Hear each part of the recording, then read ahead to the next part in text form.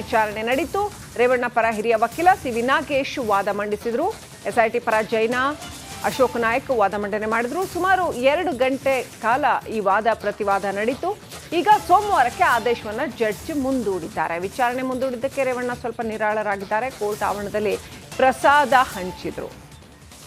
ಒಂದು ವೇಳೆ ಏನಾದರೂ ಕಸ್ಟಡಿಗೆ ಕೊಟ್ಟಿದ್ದಿದ್ರೆ ಇವತ್ತೇ ಅವರು ಮತ್ತೆ ಜೈಲಿಗೆ ಹೋಗಬೇಕಾಗಿತ್ತು. ಪೊಲೀಸ್ ಕಸ್ಟಡಿಗೆ ಕೊಟ್ಟಿದ್ದಿದ್ರೆ ಹಾಗಾಗಲಿಲ್ಲ. ಈ ಆದೇಶವನ್ನೇ ಸೋಮವಾರಕ್ಕೆ ಮುಂದೂಡಿದ್ದಾರೆ ನ್ಯಾಯಾಧೀಶರು.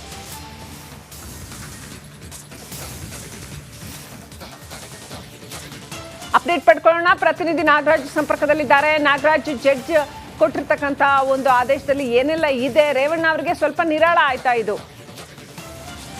ಶ್ರೀಲಕ್ಷ್ಮಿ, ಈಗಲೇ ನಿರಾಳ ಅಂತೇಳಿ ಈ ಒಂದು ಪ್ರಕರಣದಲ್ಲಿ ಹೇಳಲಿಕ್ಕೆ ಬರಲ್ಲ. ಯಾಕಂತಂದರೆ ಏನು ಇವತ್ತು 42ನೇ ACMM ನ್ಯಾಯಾಲಯದಲ್ಲಿ ನಡೆದಂಥ ಅರ್ಜಿ ವಿಚಾರಣೆ, ಈ ಒಂದು ಜಾಮೀನು ಅರ್ಜಿ ವಿಚಾರಣೆಯನ್ನು ನಡೆಸಲಿಕ್ಕೆ ಈ ಒಂದು ನ್ಯಾಯಾಲಯದಲ್ಲಿ ಅರ್ಹತೆ ಇದೆಯಾ ಅಥವಾ ಈ ಸೆಷನ್ಸ್ ನ್ಯಾಯಾಲಯಕ್ಕೆ ಈ ಒಂದು ಜಾಮೀನು ಅರ್ಜಿ ವಿಚಾರಣೆಯನ್ನು ಮುಂದೂಡಬೇಕು, ಕಳಿಸ್ಕೊಡ್ಬೇಕಾ ಅನ್ನೋದ್ರ ಬಗ್ಗೆ, ಮೇಂಟೈನಬಿಲಿಟಿ ಬಗ್ಗೆ ಒಂದು ಇವತ್ತಿನ ಜಾಮೀನು ಅರ್ಜಿ ವಿಚಾರಣೆ ನಡೆದಿದ್ದು. ಇದರಲ್ಲಿ ಪ್ರಮುಖವಾಗಿ HD ರೇವಣ್ಣ ಪರ ಹಿರಿಯ ವಕೀಲ ಸಿ.ವಿ. ನಾಗೇಶ್ ವಾದವನ್ನು ಮಾಡ್ತಾರೆ. ಅವರು ಒಂದಷ್ಟು ಏನು FIR ದಾಖಲಿಸುವಲ್ಲಿ ಮತ್ತು ಸಂತ್ರಸ್ತೆಯ ಹೇಳಿಕೆಯನ್ನು ದಾಖಲಿಸುವಲ್ಲಿ ಪೊಲೀಸರು ಎಸಗಿರ್ತಕ್ಕಂಥ ಪ್ರಮಾದಗಳನ್ನು ಮತ್ತು ಬೆನಿಫಿಟ್ ಆಫ್ ಡೌಟ್ ಅಕ್ಯೂಸ್ಡ್ಗೆ ಹೋಗಬೇಕಾಗಿರೋದ್ರಿಂದ ಈ ಒಂದು ವಿಚಾರದಲ್ಲಿ ಎಷ್ಟೆಲ್ಲ ಒಂದು ನ್ಯೂನ್ಯತೆಗಳನ್ನು, ಲೂಪ್ ಹೋಲ್ಸ್ ಮತ್ತು ಈ ಒಂದು ಕಂಪ್ಲೀಟ್ ಸಿನಾರಿಯೋ ಏನೋ ಯಾರೋ ಒಬ್ಬರು ಎಲ್ಲೋ ಕೂತು ನೀಟಾಗಿ ಮಾಡಿಕೊಟ್ಟಂಗಿದೆ ಅನ್ನೋ ಒಂದು ಅಂಶವನ್ನು ನ್ಯಾಯಾಲಯದ ಗಮನಕ್ಕೆ ತರೋದಕ್ಕೆ ಸಿ.ವಿ. ನಾಗೇಶ್ ಅವರು ಯಶಸ್ವಿಯಾದರು. ಅಲ್ಲದೆ ಅವರು ಪ್ರಮುಖವಾಗಿ ಮತ್ತೊಂದು ವಿಚಾರವನ್ನು ನ್ಯಾಯಾಲಯದ ಮುಂದೆ ಇಡ್ತಾರೆ.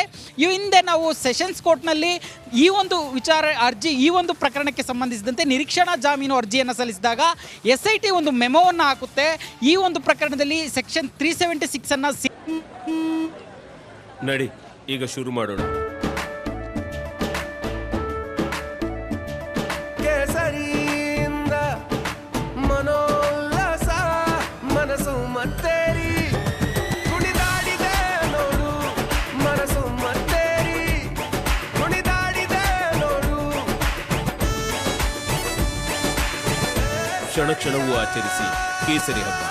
ವಿಮಲ್ ಬಾಯಲ್ಲಿ ಹೇಳಿ ಕೇಸರಿ. ಸೇರಿಸಿಲ್ಲ, ಇದು ನಾನ್ ಬೇಲಬಲ್ ಅಫೆನ್ಸ್ ಆಗದೆ ಇರೋದ್ರಿಂದ ಇಲ್ಲಿ ನಿರೀಕ್ಷಣಾ ಜಾಮೀನಿಗೆ ಇದು ಅರ್ಹ ಅಲ್ಲ ಅಂತೇಳಿ.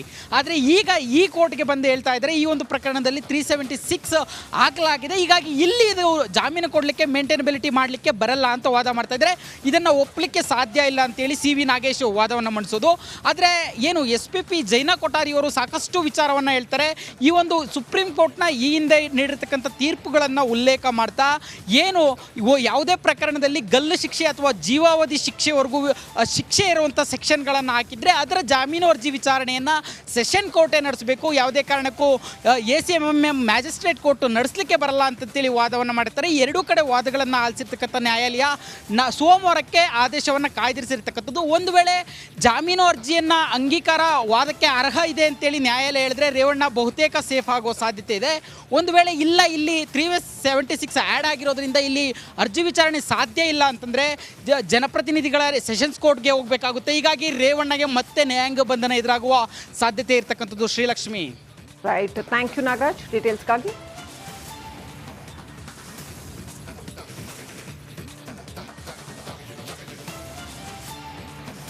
ಒಟ್ಟಿನಲ್ಲಿ ಅವ್ರಿಗೆ 2 ಕೇಸ್ಗಳಲ್ಲಿ ಸಂಪೂರ್ಣವಾಗಿ ಆ ಕೇಸ್ನಿಂದ ಮುಕ್ತರಾಗಿ ಹೊರ ಬರೋವರೆಗೂ ಕೂಡ ನಿರಾಳ ಅಂತ ಹೇಳೋಕ್ಕಾಗಲ್ಲ.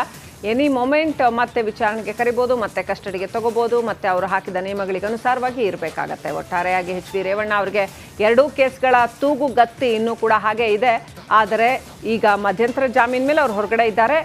ಅವ್ರಿಗೆ ಈ ಕೇಸ್ನಲ್ಲಿ ಹೊಳೆ ನರಸೀಪುರದಲ್ಲಿ ರಿಜಿಸ್ಟರ್ ಆಗಿರೋ ಈ ಕೇಸ್ನಲ್ಲಿ ಜಾಮೀನು ಆದೇಶವನ್ನು ಸೋಮವಾರದವರೆಗೂ ಮುಂದೂಡಿದ್ದಾರೆ.